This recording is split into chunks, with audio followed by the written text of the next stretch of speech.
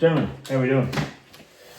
Good. First of all, guys, I just want to say my apology for missing a week. There was white powder involved in a scandal.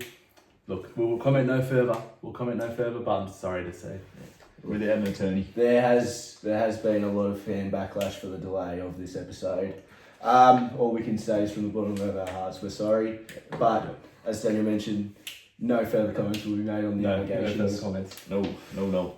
All right, well, I suppose we get straight into it. The trip to Dubbo was fun though. It was. Well, shout out to him. I suppose we get straight into it, eh? Last week's results saw the end of a few seasons. Another season done and dusted for two sides. Number one, the Harry Dogs, and number two, the Dons Dongs. So we'll start with the Harry Dogs first. The comeback story of the year, going from dead last to in the eighth. Yeah. You want to comment first? Yeah, look, I'd like to touch on this. Obviously, the main storyline from this match, the late move to bring in Kalen Ponga, who scored 125, and we see the Harry Dogs hero finish his season. That would just be a real kick in the nuts. Yeah, look, going through the game, it was just a very, very tough Sunday. You know, Max Platt for 114. That is a big score. With 124. Two players to play, and they've combined for 238. And then the Harry Dogs two players to play 38 and 32. That's a big difference. Look, the Harry Dogs. The Harry Dog. Sorry, not Harry Dogs again. Yeah, sorry. Look, the Harry Dogs, they were paying about $1.30 live odds. Big shout out to Trent Cartwright throwing the dice, trading out James Tedesco, bringing in Kalen Ponga and keeping his season alive. It's extraordinary, really. You think about it, like for what the Harry Dogs have done, you got to commend it. It's a big effort to even be in that position. Is a big credit to the coach. But at the end of the day, it's another winless season. It's getting hard to explain. Does the axe need to be swung? Does the coach's head need to be put on the block? Can you keep settling for mediocrity? I don't know. Lot of West Tigers. There's questions to be asked. I do hear he's still alive in the public league. So there's that. Well, I suppose we'll talk about the other team, the Dons Dongs. Is anyone really shocked at first week exits? Well, just remember, look, as an analyst here myself, I actually tipped the Dons Dongs. I think when I we did as discussed the situation that Welcome to Marju was in, it looked like, he was in trouble with these injury clouds he was under. I'm pretty sure I said him to win and to win well, and he ended up getting fucking pumped.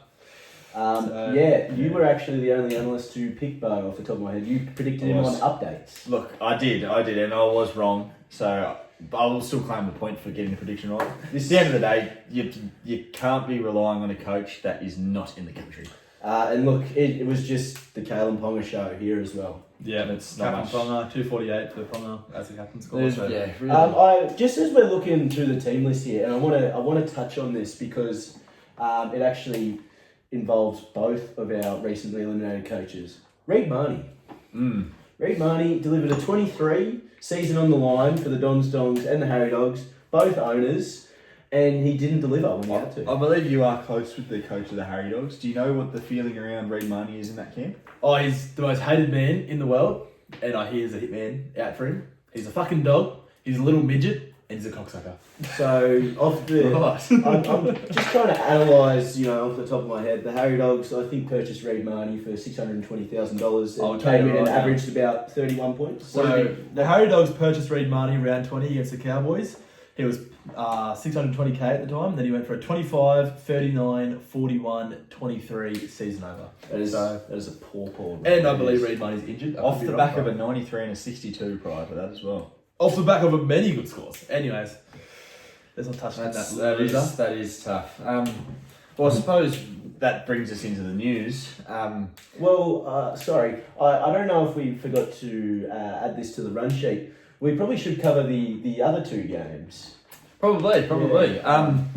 Well, look, at the end of the day, there were two teams that finished third and fourth that probably were quite unlucky not to be top two of the table. And really, they just showed that finals time comes around and it's just all about pedigree. It's all about class. At the end of the day, that's what's going to stand out. And we saw David's team and Pastor Twemre breeze through and earn a week off this week.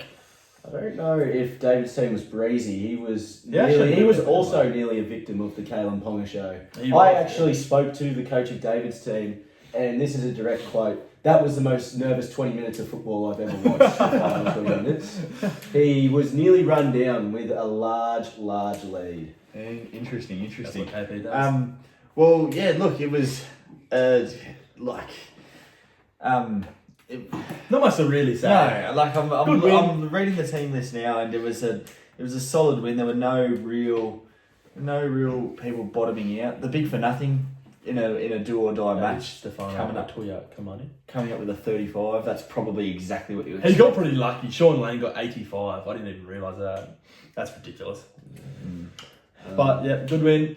Good So win. yeah, both David's team passed to Emre earning a week off. Do we want to touch on Trendos Titans? Yeah, look, I guess we'll cover this. Rolling out 16 players in a finals matchup, it's unacceptable, really. Do you think that comes down to poor coaching? Maybe coming down to just not picking the team early enough in the year? Look, there has been questions over the depth of the squad. And the depth of the squad, it leads to maybe some poor decisions earlier in the year. I think things have come together for Trenos Titans, but there is the question of the cattle. There's not a lot of depth there. The team he picks can get it done, but a few players go down and gotta start asking questions. Looking at this game, it was just a great all-round performance from Pastor Twemre. Multiple scores above 80. Captain only scored like what, 49? Captain scored a 49. It was Still just won. it was the other boys just standing up. Britton Nickera and Jesse Ramian. They linked That up a couple of linked times. They linked up twice for a try-assist-try combo between them, so there's about 100 points there. Turbo with This game was 121. decided by 70. So, Trenos Titans, I hear he is a Gold Coast Titans fan.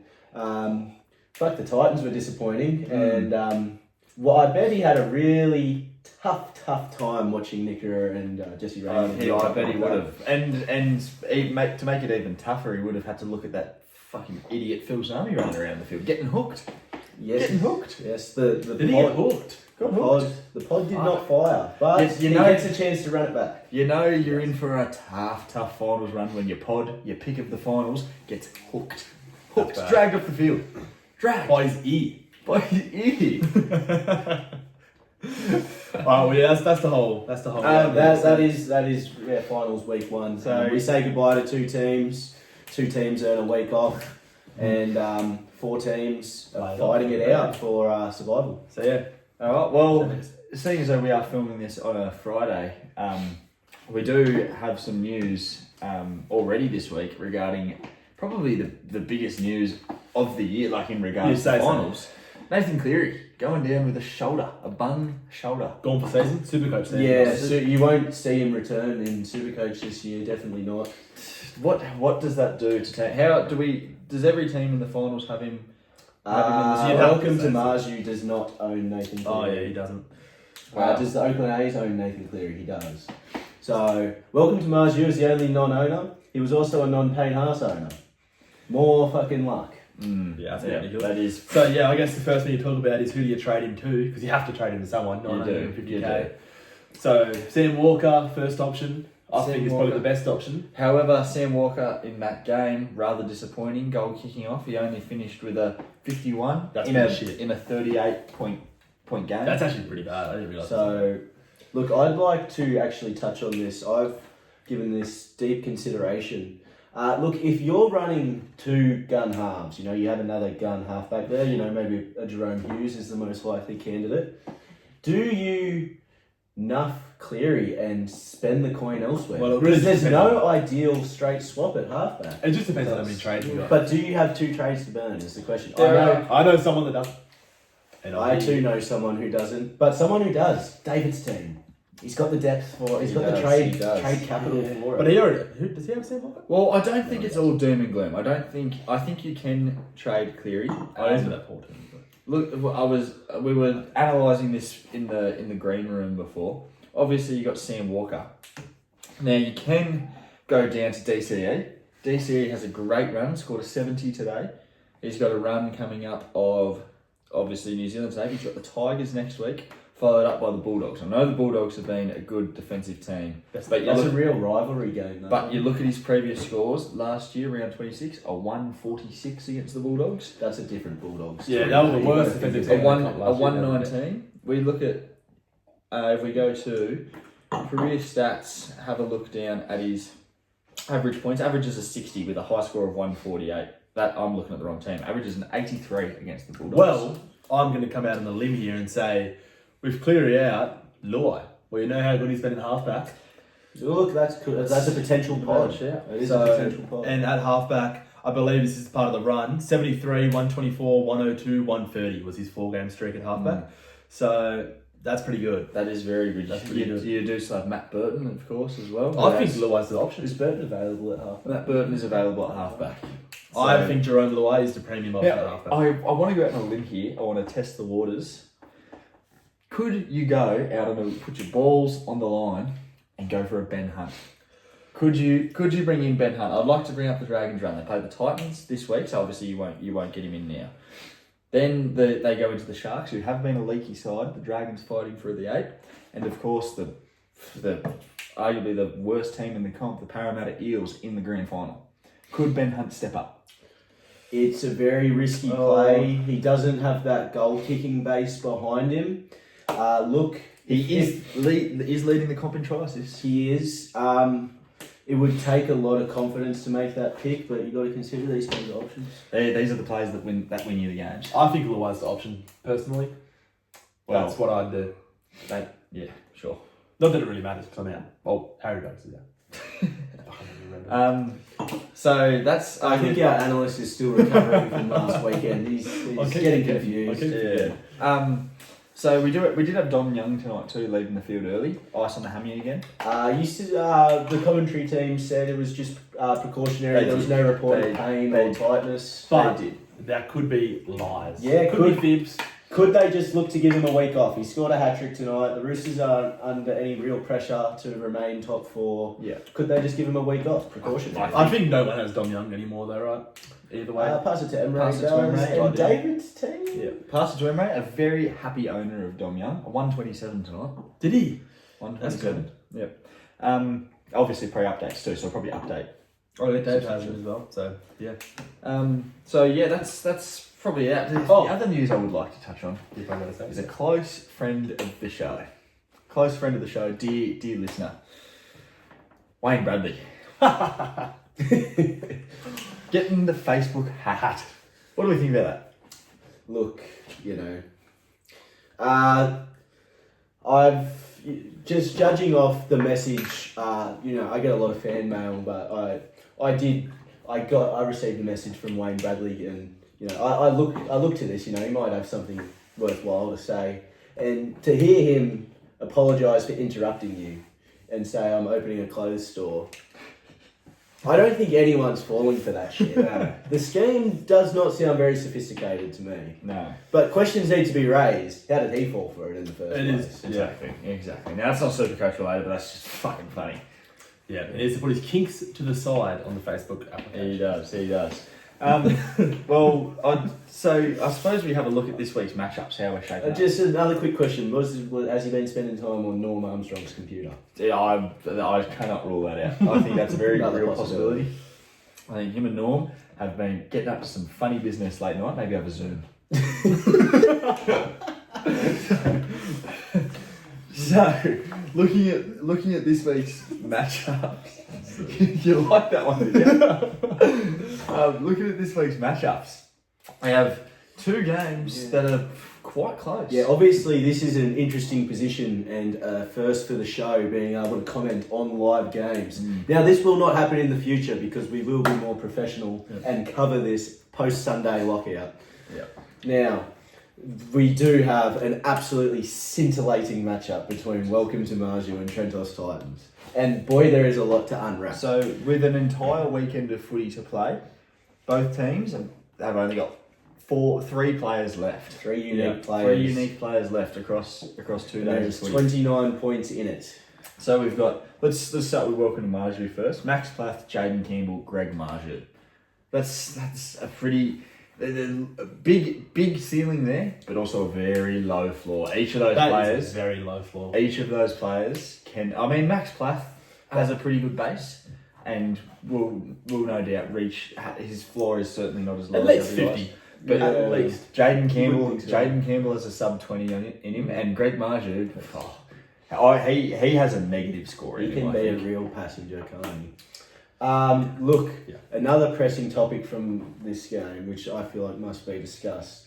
The decision from Trenos Titans, the late taking the captain's armband off James Tedesco 5 minutes before kickoff. 5 minutes before kickoff. Tedesco proceeds to score 120 points. Could that cost him his season? Seriously, Could could. that cost him yet another premiership? Chasing that elusive premiership, it's decisions like that. They don't go down well. Anyways, back over on Trent's players.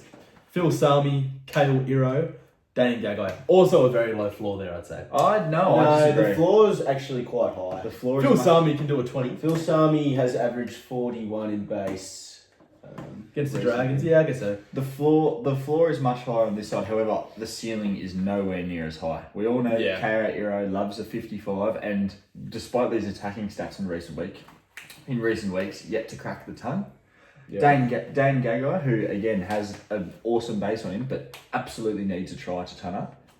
Has he turned up at all this year? Twice, right? Yes, against Pastor So- Swimmer. Now look, we all know Dane Gagai is a clutch performer for Trenos Titans. He loves these moments. He does. He stands up in recent times. If we can recall back to last year's premiership, Pastor Twemray had Trentos' Titans on the ropes going into the final game, and one man stood up, and that was Dane Gagai. He stood up while everyone else just got humped, pretty much. Yeah, he played a good game.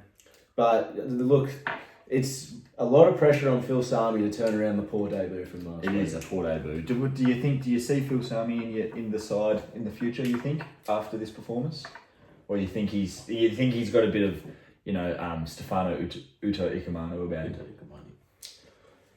coming into the Origin side and just disappearing into nothingness? Look, he's gonna have to earn a jersey. Yeah.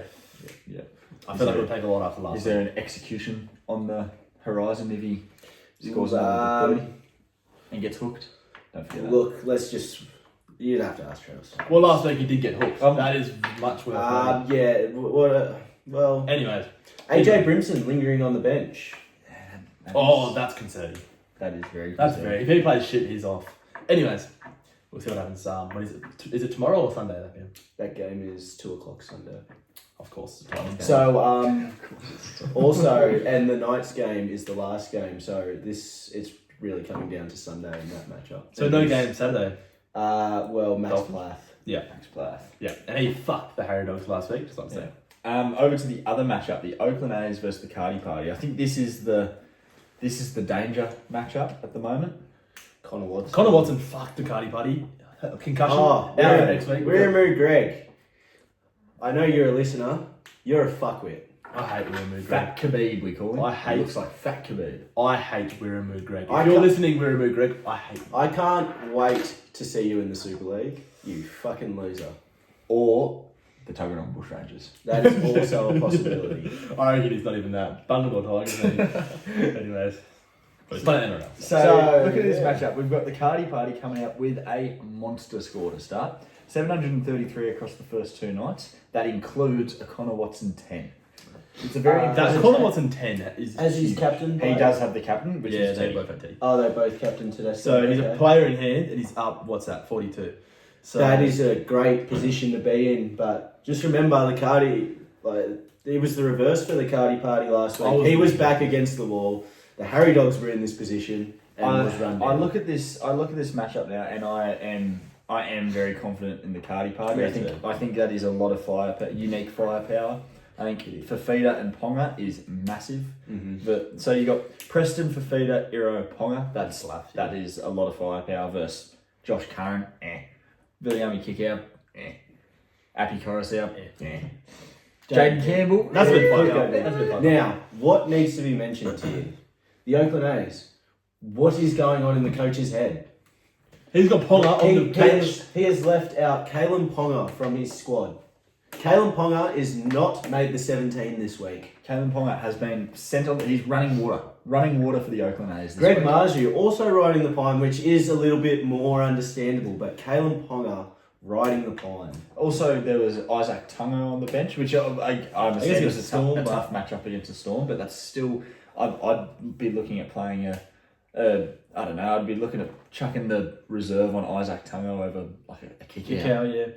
Well, look, putting Ponga on the bench is the most stupidest thing I have ever seen in my life. It sums up his whole entire Supercoach persona. He sucks. He's so lucky to even be in the finals. I can't believe it. That's your minor premier you're talking about. There. This is the most undeserved minor premiership of all time, and to not play Ponga is a disgrace to the game. Wow. A disgrace. That's to my the take. game. That's my take on that. A disgrace to the game. Right. And I don't think you can sum it up any better. Well, I do think I can. I think it's retarded. I think retarded is a pretty good summary of leaving Ponga out of the starting lineup against a leaky Shark side. They Look, you do say leaky Shark side, but they have conceded 4 points the last 2 weeks. They have tightened up. They have tightened up a lot. So, How we is do it? need to raise that. But yeah, anyway, that's the games for the week. It's the games for the week. Yeah. So I think that at the moment, if we're given a prediction, I think the Cardi Party can run away with it. Yeah. And look, I'd look at that matchup, and I'm gonna trust the base, and I'm gonna say that Welcome to Marju knocks off Trentos Titans, and we see two straight set losses. from the top two teams. That'd be bizarre. So yeah, Tips from you, Buzz? from me, I personally think Bo gets the win, and I think the Cardi Party gets the win, but I think it'll be closer than we expect. I reckon Campbell's gonna go huge. Yeah. I'll take the Trent Quinella. Take the Trent Quinella. Okay. Trent to win. Do you think this shifts the market odds for the overall premiership at the moment? Do you think from our initial predictions, do you think that there's been any shifts? Look, you came out and put David's team as the favourite last week. Yeah. He's come into favourite in my books as I well. would say so. He has actually dropped down past the Twemray, is now a very short favourite. Major questions about Parser to Emre next week with the Cowboys bye and Nathan Cleary being injured with one trade available. There is. Yeah. I would like to point out though that right now, assuming Jake Simpkin does not get a run next week, and assuming that Ruben Porter is just relegated to nothing. Hopefully, yes. The AEs for Pastor Twemray are fucking magnificent. This week's AEs would be Jerome Hughes, Cameron Munster, Hamiso Tabuai-Fidaya, and Jermaine. There is one issue though. Ruben Porter will play. Look, I have spoken to Benji Marshall and Ruben Porter will be lining. He will not be playing next week. I have it on good authority that he has a sniper on his back. And I'm also pretty sure Jake Simpkin plays, does he? No, Jason they've opted for Gordon Cham come. Oh, they have to. Yeah. They have to. Yeah. But he had a pretty mid game today. Jake Simpkin will not Yeah. be saying. I can't say I watched too much of Jordan Chan come time. You know what would be funny if Viliami Fafita comes in after riding the pine. I still Pastor like that. Twemray all year. There's always that yearly pest. William Fafita was the one this year. It has been for me, so all for Pastor Twemray.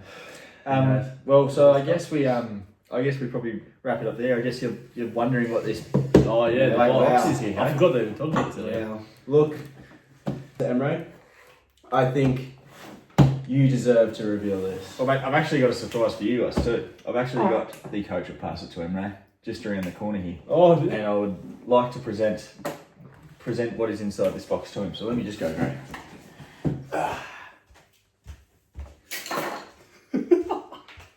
Fates. There we go. Oh, look. Week off this week's been fucking magnificent. I've been told that this is for me. It's a gift for me from a very good-looking host of the show. So I may as well announce it to everyone here. Gentlemen, not only are we playing for money this year, We're playing for hardware. we're playing for hardware. Let me get a close-up of that. it's a good bit of hardware. Looks nice. I like the blue outlining. Yep, look You need to get the black border behind it today. Oh, that's fucking great videography from Buzz. Look at Rothfield. that. Well done. Look at That's why we give him the big bucks for this show. The official Supercoach World Championship trophy is in the building. At the moment, it is in my possession, That's it. and I don't expect it to be leaving anytime soon. I would like to raise questions over the trophy being established in 2024, but for some reason having the 2023 winner on it. Yeah, look, I do hear the person that made it was Pastor Emre. Look, I think it's a bit silly to not acknowledge history. But anyway, gents, I've got to get out of here. It's good to see you. I'm enjoying my week off. Thanks for having me. Oh, welcome back. You missed Pastor Demro. I ran into him in the hallway. What a good young man. Just an upstanding, good, moral citizen. That's not how I would explain it. That's how I would explain it. That's why he's the favourite to win it. A I good think. citizen with one trade. Alright. I guess that'll do us, eh? Thanks for watching, everyone, and yeah. Well, gentlemen, always a pleasure. And look, as mentioned earlier, I know this is coming out on Friday, but expect some more content soon because we'll be back as soon as this round wraps up. We will. Good night, Australia. Thanks to our sponsors, Scott's Glue, chocolate milk from Woolies.